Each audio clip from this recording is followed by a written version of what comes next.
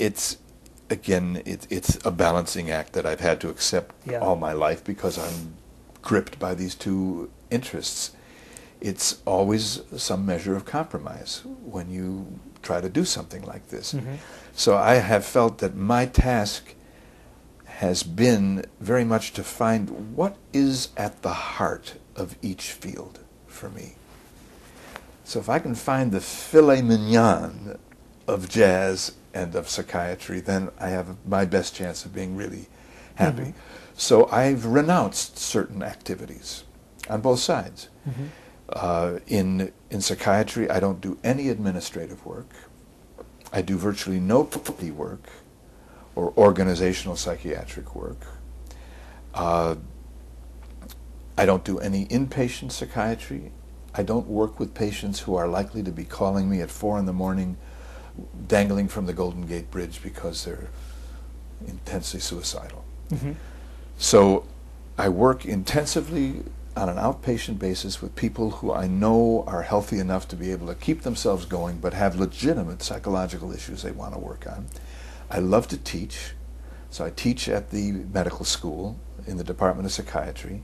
I teach residents how to do psychotherapy. And I'm involved in this research group I mentioned to you, which is very fascinating, and I teach under their aegis. So, and I consult to other therapists' practices and kind of help them if they get snarled up with certain patients. So that's the heart of psychiatry for me. I don't spend time writing papers. I've written a few, but that's not where my heart lies. In music, what I really love to do is I love to compose. I love to have a certain amount of performing opportunities, and I love to record and do a certain amount of international touring. But it doesn't make sense that I would expect that I would be out every weekend playing, or making 4 albums a year, or touring 10 months out of the year the way some of my musical friends do. That's absolutely not possible. What I try to do is to find a way to be with music every day in some fashion. So I try to get my hands on the keyboard every day, and it might only be for an hour or so.